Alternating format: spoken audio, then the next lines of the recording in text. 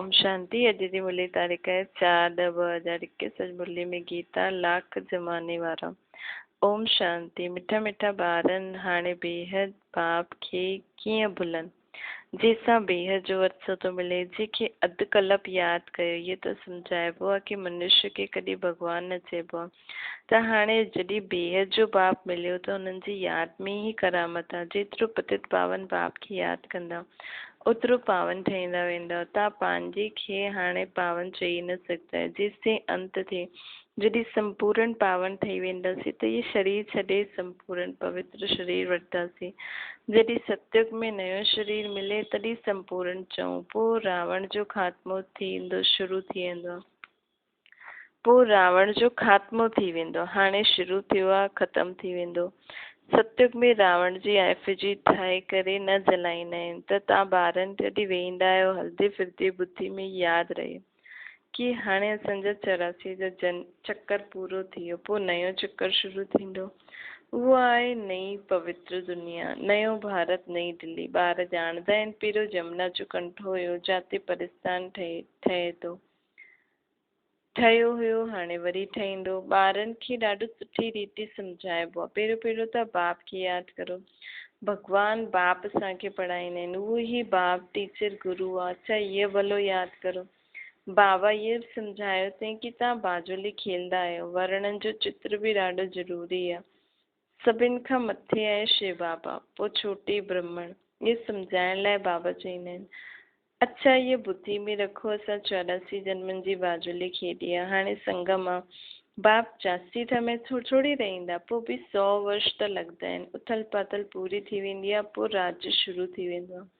महाभारत लड़ाई त उहो ई आहे जंहिंमें अनेक धर्म विनाश, हिकु आदि सनातन देवी देवता धर्म जी स्थापना थींदी। तव्हांजी कलाबाज़ी त वंडरफुल आहे। तव्हांखे पतो आहे फ़क़ीर माण्हू कलाबाज़ी खेॾंदा आहिनि, तीर्थनि ते वेंदा आहिनि। मनुष्यनि जी श्रद्धा त रहंदी आहे त उन्हनि खे कुझु न कुझु ॾेई छॾींदा आहिनि। परवरिश उन्हनि जी थींदी रहंदी आहे। छो जी अहिड़े मनुष्य पाण सां गॾु छा खणी वञनि। बाबा त इन्हनि सभु ॻाल्हियुनि जो अनुभवी आहे। बाबा अनुभवी रथ वरितो अथई न, गुरू बि कया अथई, ॾिठो बि ॾाढो कुझु अथई, तीर्थ बि कया अथई कीअं ब्रह्मा बाबा।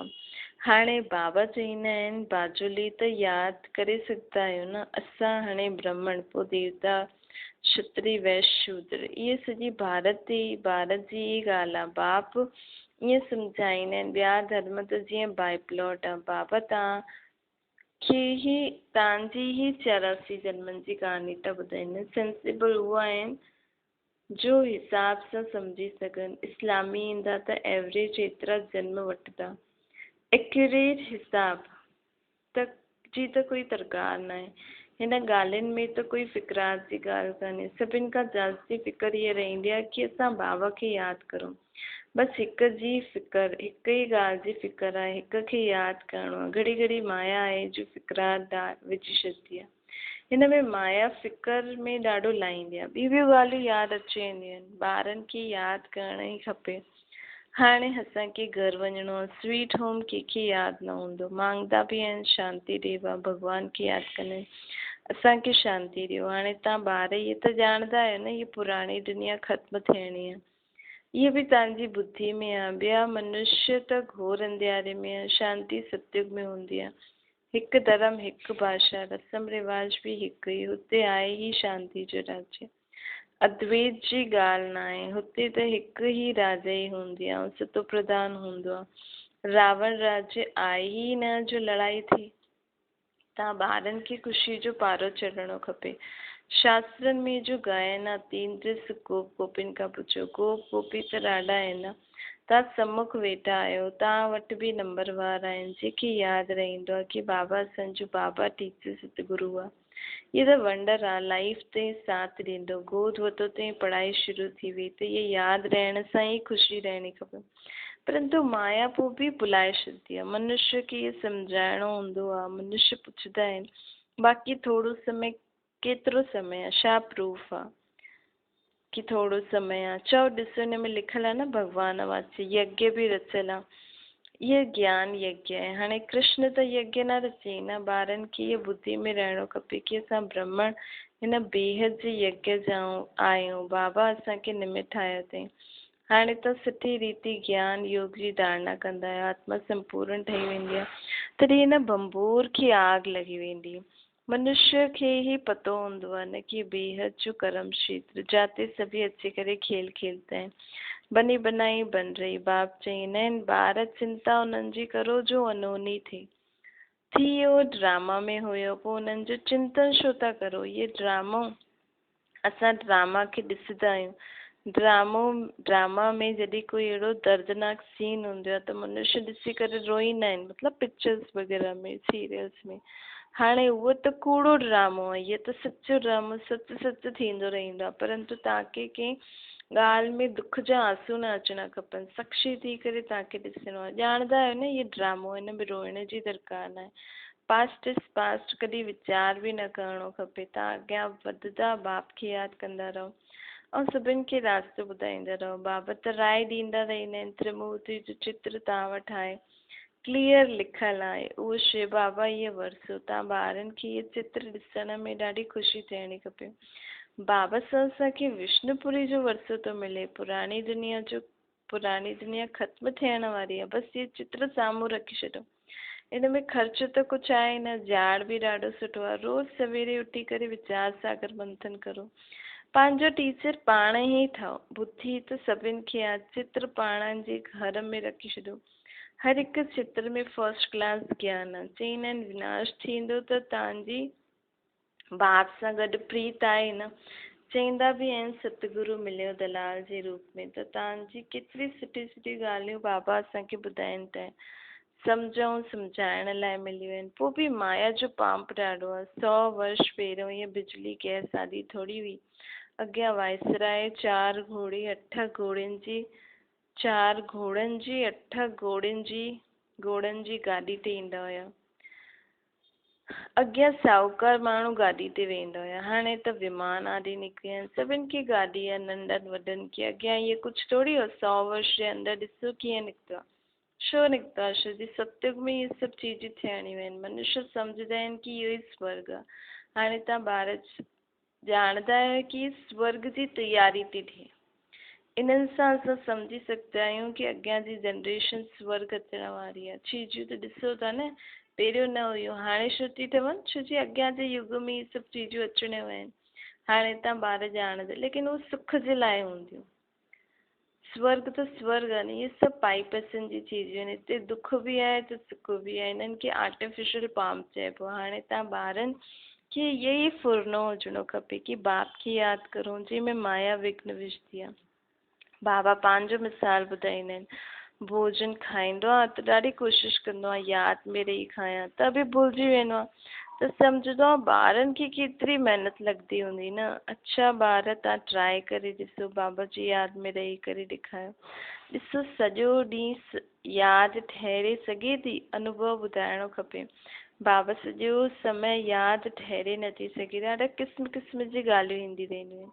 बाबा ख़ुदि पंहिंजो अनुभव ॿुधाईंदा आहिनि। बाबा जंहिंमें प्रवेश कयो इहे बि पुरुषार्थ थी आहिनि। इन्हनि ते ॾाढो वॾा झंझट आहिनि, ॾाढो वॾो कहलाइण, वॾो दुख पाइण।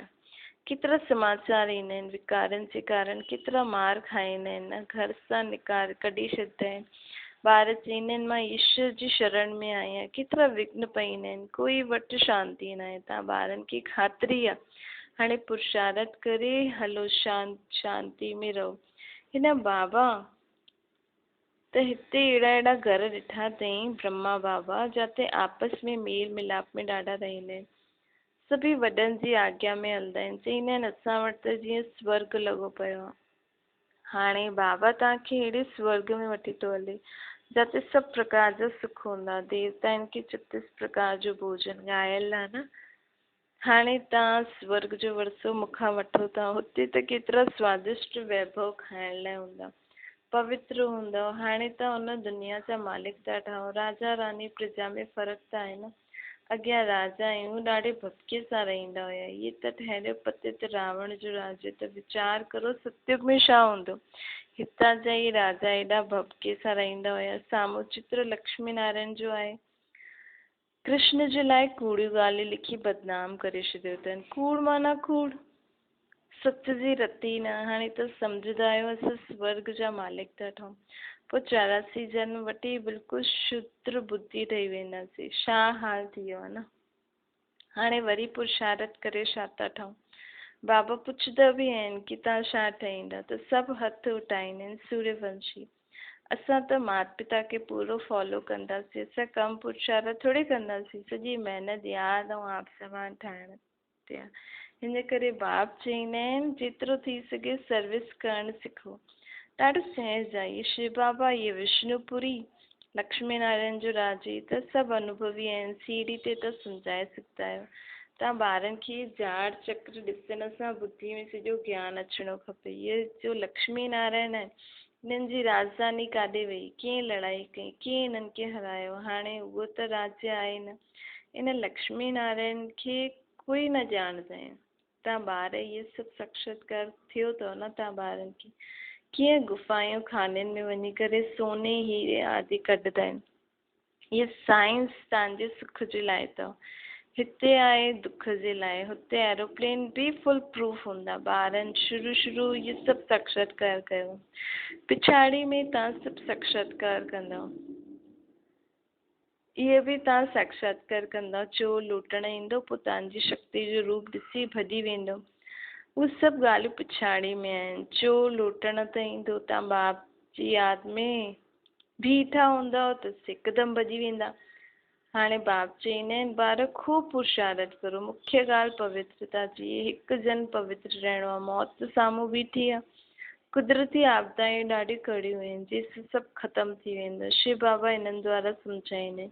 इन्हनि जी आत्मा बि ॿुधे थी ब्रह्मा बाबा जी। बाबा सभु ॿुधाईंदा आहिनि। शिव बाबा खे त अनुभव न आहे न।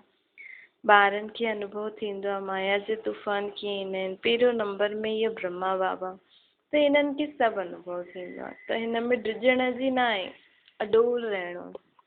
बाप जी यादि में रहण सां ई शक्ति मिलंदी आहे। कोई ॿार चार्ट लिखंदा आहिनि, पियो हलंदे हलंदे बंदि करे छॾींदा आहिनि। बाबा सम्झी वेंदा आहिनि ॿार थकी वियो आहे। पारलौकिक बाप जंहिंसां एतिरो वॾो वरितो थो मिले, अहिड़े बाप खे कॾहिं पत्र बि न लिखंदा, यादि ई न कंदा आहिनि। अहिड़े बाप खे त केतिरो यादि करणो खपे। शिव बाबा असां तव्हांखे ॾाढो यादि कंदा आहियूं। बाबा तव्हांजी यादि बि करी भला असां कीअं रहूं।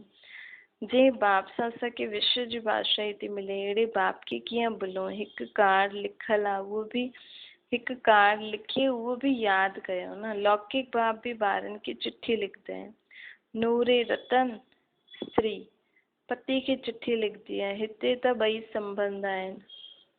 बाबा सां त सर्व संबंध आहिनि। जे संबंध सां चाहे बाबा खे चिठी लिखो। इहे बि यादि करण जी युक्ति आहे। केतिरो मिठो बाबा असां सां छा थो मांगे, कुझु बि न। हू त दाता आहे न, ॾियण वारो। इहे वठण वारो न आहे। चईंदा आहिनि स्वीट चिल्ड्रन, मां आयो आहियां भारत खे ख़ुशबूदार बगीचो वरी खां ठाहिण आयो। छा ओम शांति वरदाना स्वयं खे सेवाधारी सम्झी करे झुकण ऐं सर्व खे झुकाइण वारा निमित ऐं नम्र चिठ। निमित उन्हनि खे चइबो आहे जो पंहिंजे हर संकल्प व हर कर्म खे बाप जे अॻियां अर्पण करे छॾींदा आहिनि। निमित ठहिण अर्थात अर्पण ठहिण। नम्र चित उहो हूंदो आहे जो झुकंदो आहे। जेतिरो संस्कार संकल्प में झुकंदो, ओतिरो विश्व तव्हांजे अॻियां झुकंदी। झुकण अर्थात झुकाइण। इहे संकल्प बि न हुजे कि ॿिया असांजे अॻियां कुझु झुकनि। जो सचा सेवाधारी हूंदा आहिनि उहे सदैव झुकंदा आहिनि, कॾहिं पंहिंजो रोब न ॾेखारींदा आहिनि। स्लोगन आहे, हाणे समस्या स्वरूप न ठहो, समाधान स्वरूप ठहो। छा ओम शांति।